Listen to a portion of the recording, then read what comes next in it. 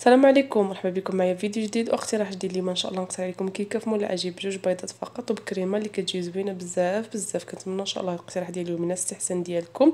بطبيعه الحال اللي اول مره كيشوف لا فيديو، اول مره كيشوف المحتوى ديالي، بطبيعه الحال اللي عجبك معلاش كنتمنى ان شاء الله تشترك وتفعلوا الجرس باش تبقاو توصلوا بكل جديد.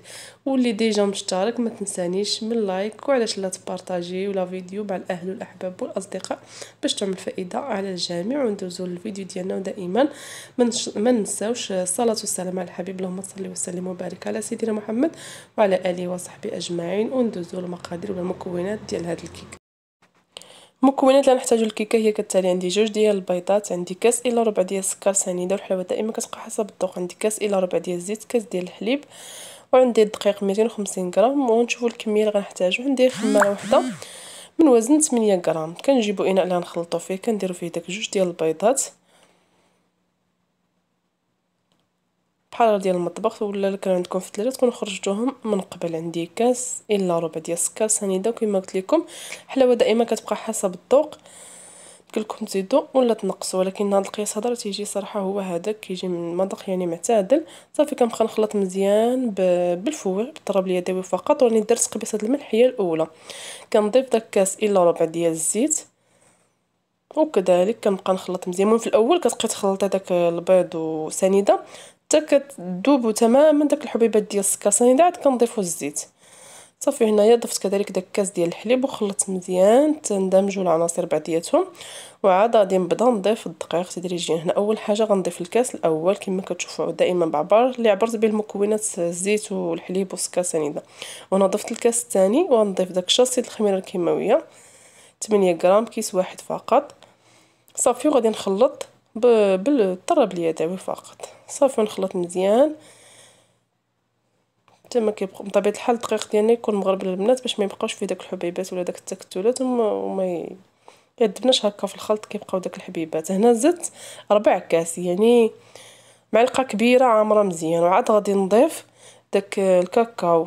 عندي هنا الشاصيات، صراحه درت شاصيه وحده وراه ما كفاتش، وزدت شاصيات ثانيه. يعني انا ملي كيكون عندي ديال العبار كندير معلقه واحده فقط، يعني كتجي كافيه في هاد العبار.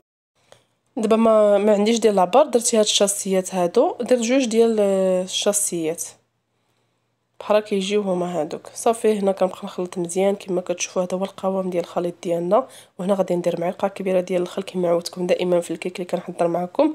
في الاخير كنديروا داك معلقه الخل، صراحه كتعطي واحد الهشاشه للكيك ديالنا، واحد الطراوه كيجي مفشفش. صافي هنا هذا هو القوام الخليط كما كتشوفوا. كما عودتكم دائما كتكتبوا رقم 8 بدون ما تقطع معنا الخليط.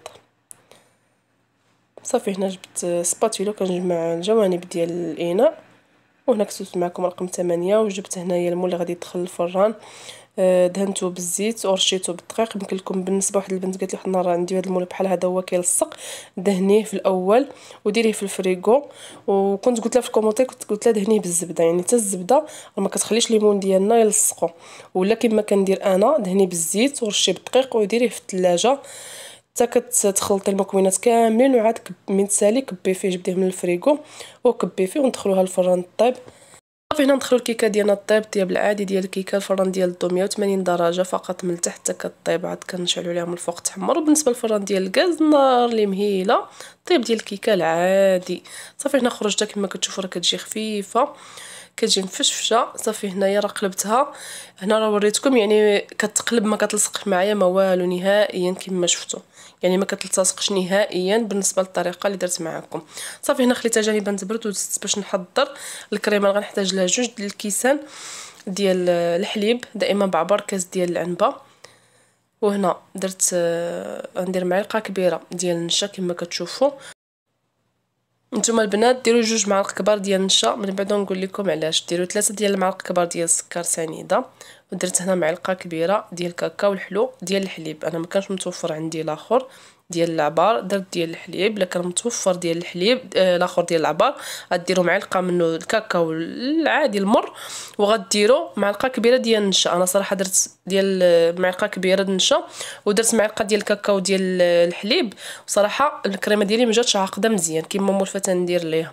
هنا كما شفتوا ضفتها فوق النار اللي مهيله مع الاستمرار في التحريك حتى كتوصل لهاد المرحله هذه ديال الغليان. كما شفتوا الكريمه ديالي راه مازال خفيفه، مازال ما تقالتش.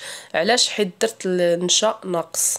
هنا درت 10 ديال القطع ديال الشوكولاته السوداء. يعني الا كنديروا كاكاو ديال العبار المر، ديروا معلقه كبيره عامره مزيان وديروا معلقه ديال النشا.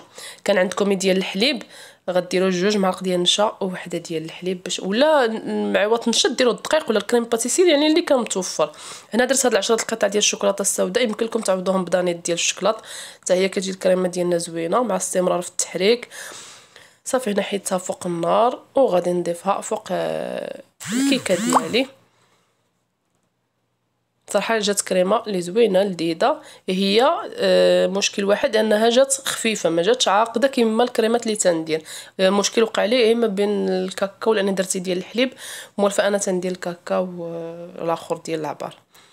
صافي هنا تزين دائما البنات. انا بعد ما خليتها بردات كبيت الكريمه وخليتها حتى بردات، دخلتها الثلاجه خليتها تقريبا واحد نص ساعه وعاد خرجتها وعاد غادي درت لها التزيين دائما تيبقى اختيار. يمكن لكم تخليوها غير هكا ترشوا عليها الكاكاو ولا ديروا لها كاكاو مهرمش يعني اللي كان متوفر. انا درت لها هنا القطع ديال الكركاع. يعني دائما التزيين تيبقى اختياري اللي متوفر واللي موجود عندك. هنا درت لها هاد الخطوط هنا بالشوكولاته السوداء، صراحه هما عطاو منظر لي زوين للكيك ديالي. دائما بنادم من القليل يوجد. يمكن لكم تستغناو على الكركاع وديروا غير هاد الخطيطات هادو فقط درهم ديال الشكلاطه، تجيبيها وتذوبيها مع معلقه ديال الزيت وديري هاد الخطوط هادو ديال الشكلاط اسود. يمكن لكم ديروا الشكلاط ابيض. يعني دائما الزين تيبقى اختياري وفن وابداع بدعي من عندك. هنا هذا هو الشكل ديالها النهائي. صراحه جات زوينه بزاف بزاف. الشكل ديالها والمنظر ديالها وكذلك المذاق ديالها جا زوين كما قلت لكم. فقط الكريمه اللي جاتني خفيفه. زيدوا زيدوا النشا، اما زيدوا معلقه نشا ولا معلقه ديال الدقيق يعني اللي كان متوفر عندك. وهنا هذا هو الشكل النهائي ديالها. كنتمنى ان شاء الله تنال الاستحسان ديالكم وتعجبكم. بطبيعه الحال عجبتكم ما تبخلوش عليا بلايك فضلا وليس امرا، وعلاش لا تبارطاجيو مع الاهل والاحباب والاصدقاء. ونضرب لكم موعد ان شاء الله في الفيديو الجاي.